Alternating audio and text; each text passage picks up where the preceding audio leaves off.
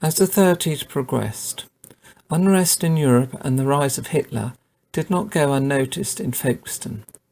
However, like the First World War, the effects of war itself still came as something of a shock.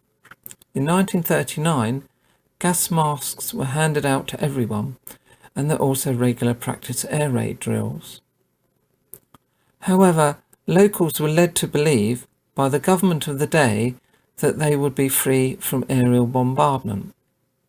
Folkestone Herald, Saturday, 21st, 1938, reported that the government in its wisdom has decided that Folkestone may be regarded as a reception town.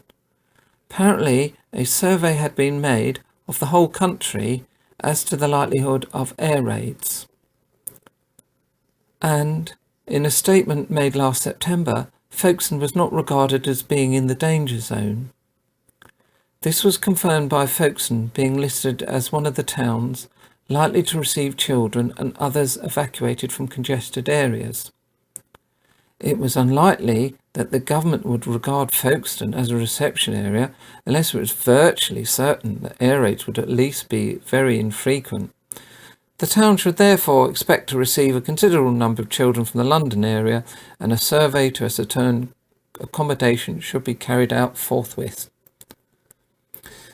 So said the Herald. The long-anticipated war was finally declared in September 1939, and to begin with, it did seem the forecast might be right. With a little activity at first, people routinely forgot to take their gas mask with them, and as late as March 1940, the blackout was routinely broken. It was not until May 40, when thousands of refugees fled the advancing German forces and arrived at Folkestone Harbour, that the penny dropped. After this, there was little time for locals to recover from this shock, when they found themselves face to face with thousands of retreating British Army troops after Dunkirk in June 1940. These soldiers frantically threw letters over the railway arches and asked locals to post them to their families. Folkestone was now firmly in the front line. As Humphreys put it in his brilliant book, Target Folkestone, Folkestone was battered because it happened to be in an area above which enemy bomber formations flew to and from other targets. It was to eventually endure almost every modern aerial attack, ranging from high explosive bombs, parachute mines, incendiary devices, large caliber shells, fighter attacks and flying bombs.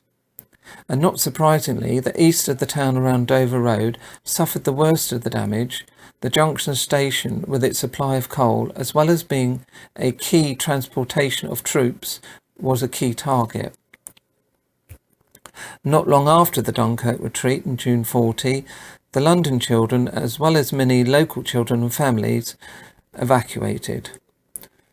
At the outbreak of war, the population was 47,800. However, as a result of voluntary evacuation, over 37,000 left the borough, and by 1941, an informal consensus by wardens showed population left to be only 14,500. Among those who refused to be evacuated was the then owners of Lacey's, which was then a draper's shop run by a mature lady called Viv Abnett. Said Sue Shepherd, "An old lady came into the shop one day and told me that her Aunt Vi ran the place during the war. Although as a young child, she went along with her parents to Medway Town. Her aunt stayed, and she remembered visiting her during the war. She lived upstairs. They only had one tap, and that was out back downstairs. And to have a bath, they used to take pails of water upstairs. The shop sold mainly woolens in those days, including woolen swimming costumes that used to expand in the sea, making them pretty useless in the water." Viv Abnett was the owner's name. She was to last here all during the war until 1948, when the shop was passed on to Firth and Company, also a draper's shop. The bombing raids.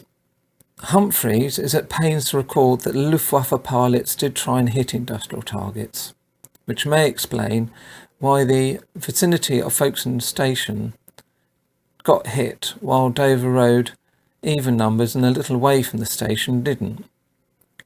The worst and the most lasting raids were the winter of 1940. The first major attack happened just off the Dover Road on Sunday the 6th of October and affected Morrison Road. 7 houses totally demolished, 22 houses seriously damaged, 16 houses slightly damaged. Casualties: 4 females killed, 1 child killed, 11 male killed, 9 female killed, 9 females injured, 7 children injured. As Humphrey recorded, no alert sounded when a Ju-88 released a bomb load at the Junction Harbour.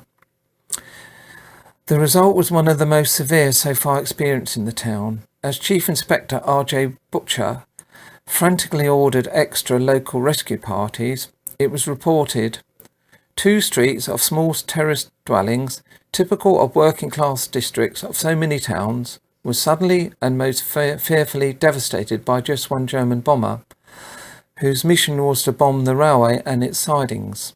People were buried under the wreckage of their homes when a row of them collapsed like a pack of cards. There were many tales of heroism that day, as ARP teams, firemen and civilians tried frantically to remove the rubble. One such person was Dr. Robert Lindsay. Dr. Robert Lindsay was in his Dover Road surgery at Cupola House when he heard bombs fall into the Folly Road area. He recalled, "I knew they were very close, but did not think they were over the road. I reported to my unit, No. 2 Casualty Mobile Unit, at the Salvation Army Hall in Bradstone Road, and was on duty for several hours because it took some time getting the people out who were buried beneath the wreckage of their own homes." Disregarding his own safety and the increased danger of escaping gas, he crawled through a gap to reach a trapped youth. When I reached him, he was quite hysterical and was not at all pleased to see me. Although he did not want to see a doctor, the morphine quietened him. In the house next door, children were trapped. Dr. Lindsay recalled, "We heard a whimper and thought it was a cat. In fact, it was a whimper of a baby, as it turned out. We sawed through some fallen joists to reach the baby and a little girl. The baby was buried for nearly 3 hours in total darkness before it was finally released. The girl died shortly after, but the baby was miraculously uninjured." Dr. Lindsay had spent about 1 hour under the wreckage with the youth and about an hour and a half with the other children. His fine work, courage and dedication won tremendous admiration from the rescue teams. He was later awarded the George Cross for his bravery.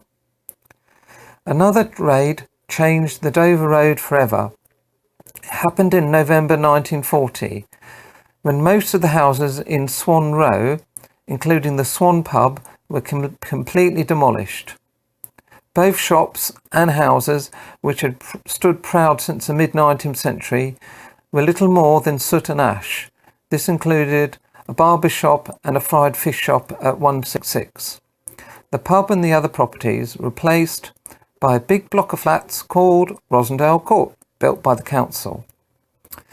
Please scroll to the next recording for post-war reconstruction and recovery.